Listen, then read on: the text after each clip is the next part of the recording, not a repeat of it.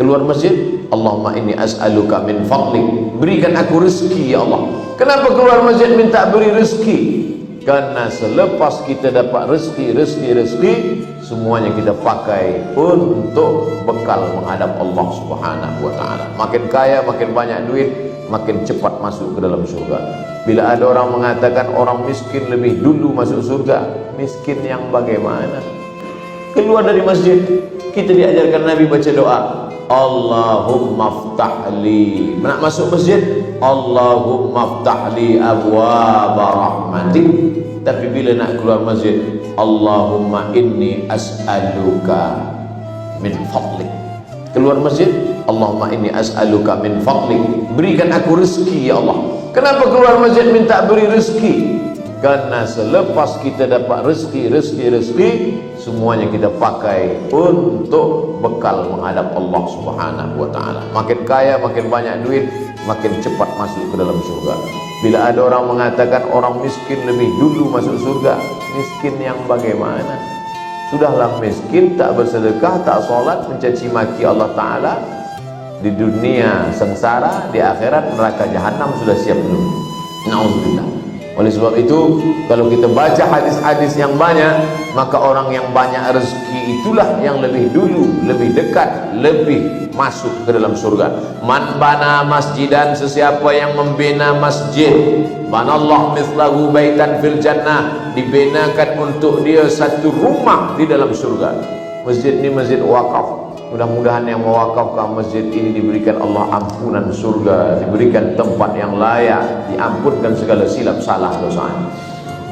Man bana masjidan, siapa yang membina masjid, maka semua orang yang beramal subuh ini sembahyang qabliyah, masuk masjid tahiyatul masjid, selepas itu qabliyah subuh, selepas itu salat subuh, selepas itu zikir dan doa, selepas itu tazkirah, selepas tazkirah soal jawab, selepas soal jawab breakfast,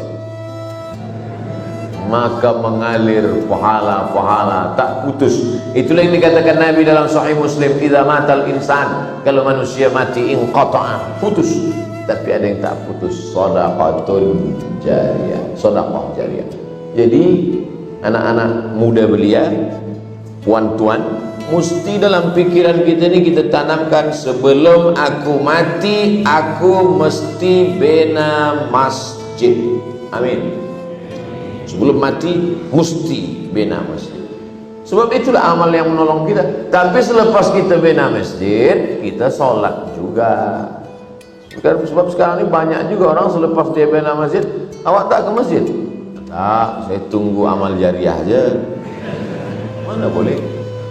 Kita bina masjid, kita wakafkan Al-Quran, kita galikan perigi untuk orang berwudu, untuk memudahkan minum, untuk memberikan amal jariah. Datanglah saat menjumpai Nabi SAW. Ya Rasulullah, ummi matat, mak saya sudah mati, meninggal dunia. Afa atasaddaqu anha, kalau saya bersedekah, sampai tak sedekah ni untuk almarhumah bunda mak saya. Kata Nabi SAW, tasaddaq ya Sa'ad, sedekah, sampai sedekah. Ayu sadaqatu afdal, sedekah apa yang paling afdal, yang paling utama ya Rasulullah? Kata Nabi SAW, saqiyul ma, memberikan air minum. Maka sampai pahala. Tempat air wudu, memuliakan anak yatim, fakir miskin. Orang yang mendustakan agama bukan orang yang mencaci maki Al-Quran. Orang yang mencaci maki Al-Quran jelas kafir. Orang yang mendustakan agama, siapa dia? Apa kata Allah? Ara'aital ladzi yukadzibu biddin. Tahukah kamu siapa itu orang yang mendustakan agama? Fadzalikal ladzi yad'ul yatim. Orang yang menyia-nyiakan anak yatim, orang yang membiarkan fakir miskin. Mereka itulah orang-orang, kata Nabi dalam Al-Quran yang dibacakan, fadzalikal ladzi yad'ul yatim wa la yahuddu 'ala ta'amil miskin fawailul lil musallin. Orang yang sholat itu pun juga mendustakan agama, sebab dia lalai dalam sholatnya. Maka kita senantiasa mengingat Allahu Akbar, inna salati wa nusuki wa mahyaya wa mamati rabbighfirli warhamni wajburni warfa'ni, at-tahiyyatul mubarakatuh, Allahumma hdina fiman hadait. Senantiasa ingat kepada Allah SWT. Itu sajalah bekal yang akan dibawa menghadap Allah. Wallahi, kata Nabi, demi Allah, wallahi demi Allah, inilah astaghfiru ila rabbi, aku beristighfar memohon ampun, wa atubu ilaihi, dan bertaubat 100 marrah fil yaumi wal lailah. Sehari semalam 100 kali Nabi bertaubat, beristighfar. Hadis ini problem, muskil. Sebab apa? Nabi tak ada dosa, Nabi terpelihara. Kenapa dia beristighfar, bertaubat 100 kali? Dikaji-kaji oleh ahli hadis. Kenapa Nabi bertaubat 100 kali? Apa dosa Nabi? Nabi tak ada minum khamar, Nabi tak ada berjudi, Nabi tak ada berzina, Nabi tak ada makan riba. Kenapa dia bertaubat 100 kali? Rupa-rupanya taubat Nabi bukan sebab zina, bukan sebab khamar, bukan sebab judi. Lalai, lupa sekejap pun sudah dianggap sebagai dosa. Kalaulah lalai itu dianggap dosa, rasanya kita inilah paling banyak dosa. Sebab sikit-sikit lalai, sebab sikit-sikit lupa, sebab sikit-sikit lupa. Tazkirah ni pun lupa. Ustaz Abdul Somad, saya lupa. Jangan takut, sebab dah ada orang Jepun yang menolong kita untuk ingat. Nama dia Sonic and Panasonic. Mereka ni datang mengingatkan kita. Maka hari ini rekod semua. Jangan takut, jangan khawatir, yang lupa diingatkan lagi. Ustaz Abdul Somad, saya tak ingatlah apa tazkirah Ustaz tadi. Jangankan tuan-puan, saya yang menyampaikan pun lupa. Manusia, al-insan, manusia, makanul khata' wan nisyan, tempatnya lupa, silap, salah. Bila ada orang berkata, saya tak pernah silap, saya tak pernah lupa, saya tak pernah salah, masa itu dia sedang silap, lupa, khilaf dan salah. Oleh sebab itu maka kita yang lupa ini diingatkan balik. Ingat mengingatkan itu bahasa Arabnya tazkirah. Hadhihi tazkirah. Ini majlis ingat mengingatkan. Faman syaa dzakarah. Siapa yang nak ingat, ingatlah dia. Siapa yang tak ingat, maka lupa, lalai, itulah yang akan membuat dia masuk ke dalam azab Allah Subhanahu wa taala. Mudah-mudahan kita sampai hari kiamat selamat daripada lupa. Sampai manakala malaikat maut mencabut nyawa pun kita tetap saling ingat mengingatkan. Watawasau bil haq watawasau bis sabr. Bila ada kawan, sahabat, jiran, anak menantu di hospital, lupa dia mengingat Allah, kita ingatkan la ilaha illallah. Yang membisikkan ke telinganya satu orang sahaja. Jangan kerana saya sampaikan hadis talqin la ilaha illallah, semua yang melawat, semua nak membisikkan. Satu orang sahaja yang berbisik ke telinga dia, la ilaha illallah.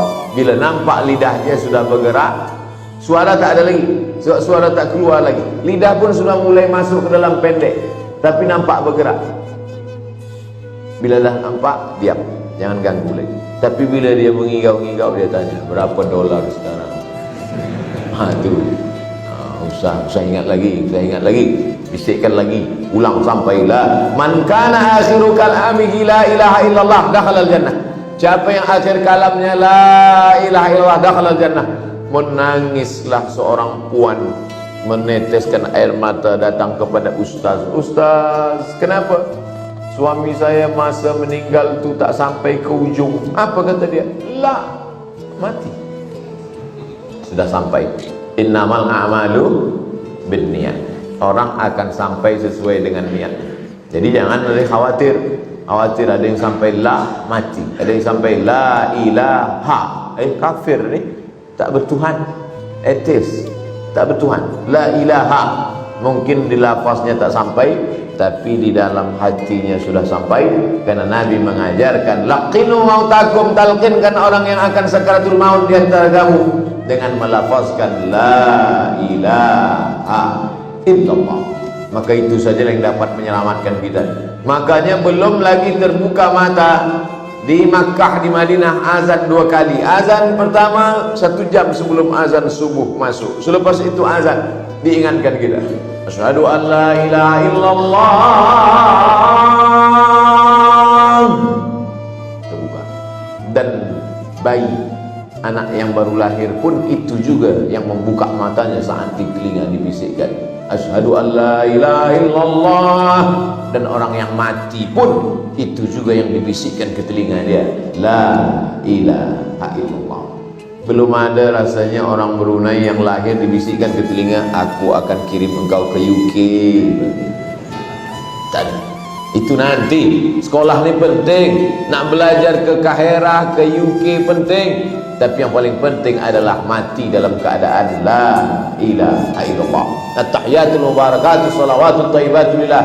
Assalamu alayka ayyuhan nabiy wa rahmatullahi wa barakatuh. Wassalamu alayna wa ala ibadillahi shalihin. Asyhadu an la ilaha illallah. Dalam mazhab Syafi'i, telunjuk naik masa lafaz Allah. Mulut menyebut Allah, hati mengingat Allah, mata menengok telunjuk, maka kuatlah dia. Asyhadu an la ilaha illallah. Mazhab Syafi'i. Adapun mazhab Maliki bergerak dari awal hingga akhir. At-tahiyatul mubarakatuh. Bila ada yang bergerak mazhab Maliki, usah tengok telunjuk dia, tengok telunjuk kita. Rosak hati kita gara-gara itu. Menguatkan hati adalah dengan berzikir. Karena itulah yang kita bawa. Selepas la ilaha illallah, apa kata Tok Imam, apa kata Tuan Guru? La ilaha illallah Muhammad Rasulullah SAW kalimatu haqqin alaiha nahya. Dengan itu kita hidup. Wa alaiha namutu. Dengan itu kita mati. Wa biha nub'atsu. Dengan itu nanti kita akan dibangkitkan di padang mahsyar. Makanya selalu dibacakan doa, Allahumma ahyina bil iman wa amitsna bil iman. Hidupkan kami dengan iman, matikan kami dengan iman. Wa akhrijna minad dunya ma'al iman. Keluarkan kami dari dunia ini, masuk ke alam barzah dengan iman. Wa adkhilnal jannata ma'al iman. Masukkan kami ke dalam surga membawa iman. Iman yang mana? At-tasdiqu bil qalbi, hatinya meyakini, wal iqraru bil lisani, dilafazkan dengan lidah, wal amalu bil arkani, diamalkan dengan tangan, badan, mata, telinga, kaki. Allahu akbar.